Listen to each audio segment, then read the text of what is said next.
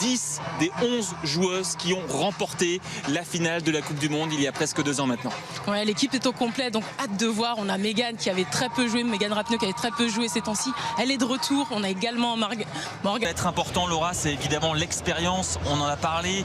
L'expérience américaine est effectivement très très élevée avec 10 des 11 joueuses qui ont disputé la finale de la Coupe du Monde 2019. 80 sélections de moyenne, 28 ans de moyenne d'âge de moyenne. On a une équipe de France qui est beaucoup plus jeune, même si évidemment Corinne Diacre a voulu apporter un petit peu de maturité dans sa défense. On pense à Marion Thomas qui va être donnée dans quelques instants par Marie-Antoinette Katoto. C'est parti, les Françaises qui veulent gagner ce soir pour poursuivre leur série de victoires et prendre leur revanche pratiquement 2 ans après avoir été éliminées en quart de finale de leur Coupe du Monde par ces Américaines. Et ça commence plutôt bien avec une offensive côté droit et un bon centre. C'était compétent et une pelouse très convenable.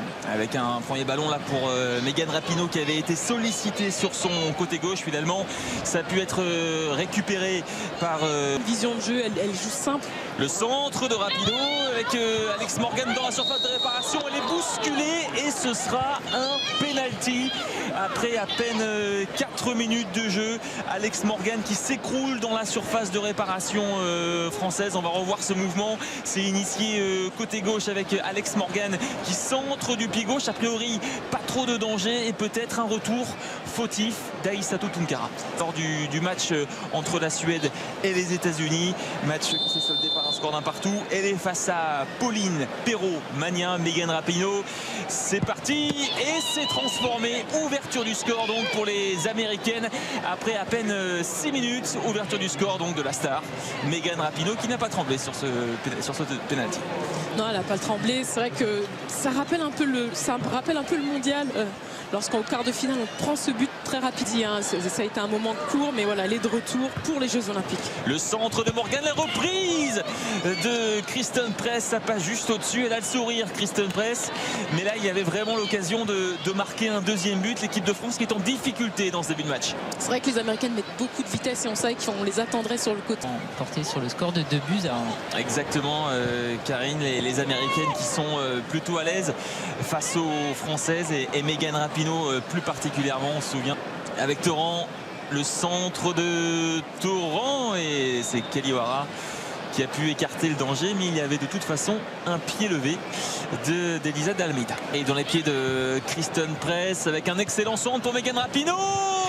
Et là le drapeau qui s'est levé et heureusement puisque Megan Rapinoe n'avait pas raté la cible. On va revoir ça évidemment au ralenti, le centre de Kristen Press. Alors, y avait-il dans l'entrejeu peut-être pour Marie-Antoinette Katoto? Il n'y a pas de hors-jeu, si dit finalement l'arbitre un bon ballon et il n'y avait pas du tout hors-jeu puisque Marie-Antoinette Katoto était couverte par tous les ballons dans l'entrejeu.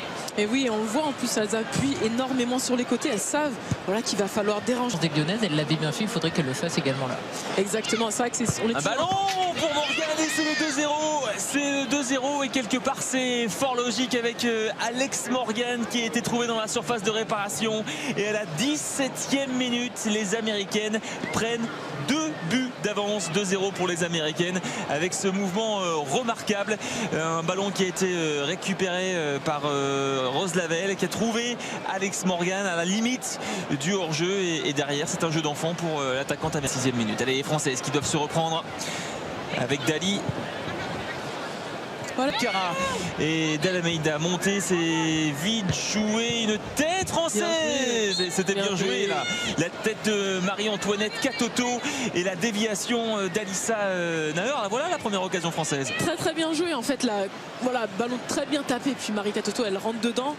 C'est bien joué parce qu'en plus il y a énormément et par Marion Torrent qu'on retrouve justement. Torrent, le bon centre de Torrent avec Kelly O'Hara qui va assurer. Ça va faire un nouveau corner pour les Bleus.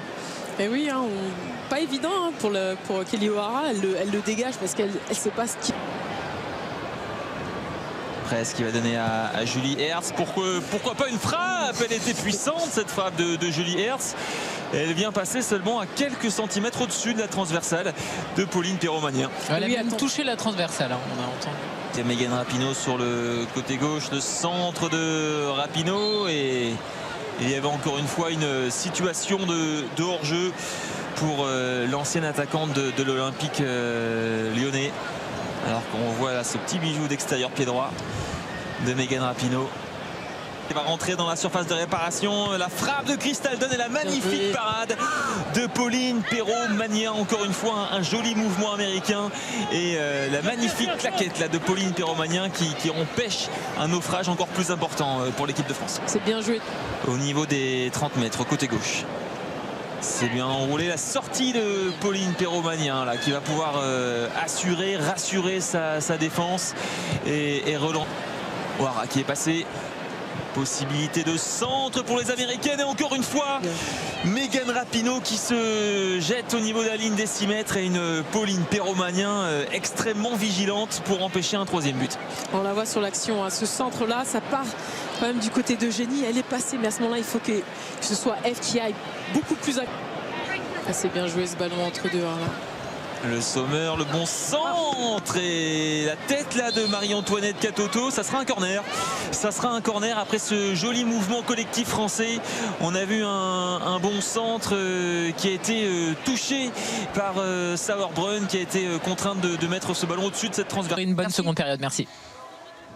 Le constat est froid mais il est lucide de la part de Corinne Diacre qui n'a pas voulu expliquer toutes les difficultés que ces Bleus ont rencontrées en première mi-temps parce qu'effectivement la liste est assez longue et on espère évidemment.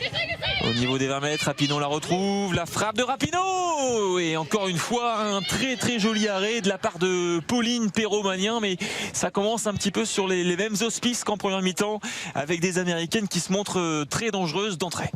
Et oui, on l'a. Baltimore.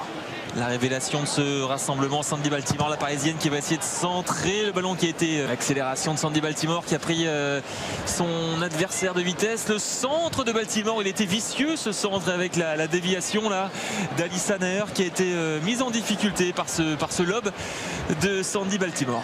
C'est bien ce ballon sur le côté, hein. Ça passera par le côté, hein.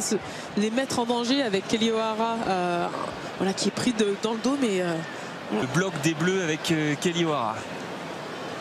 Pour Lavelle, la frappe de Lavelle et ça passe assez largement à côté du but de Pauline Perrault-Magnin. Elle s'est mise sur son pied gauche, Rose Lavelle, et finalement ce ballon qui n'est pas cadré. Oui, c'est une de ses forces, hein, Rose Lavelle. Non seulement elle... Le centre de Baltimore, il était bon ce centre et finalement ce ballon qui est écarté par Crystal Dunn, mais encore une fois le danger arrive. Le centre de Lindsey Horan, la reprise de... C'est ce bloc. Allez, Baltimore dans la surface de réparation, le centre de Sandy Baltimore et ce ballon qui a été dégagé encore une fois par Sauerbrunn. Valérie Gauvin. Lloyd dans la surface de réparation, elle est bien freinée par Elisa de Almeida et c'est avec Mewis pour O'Hara. Et la fin de cette rencontre sifflée par Riem Hussein avec la belle victoire américaine.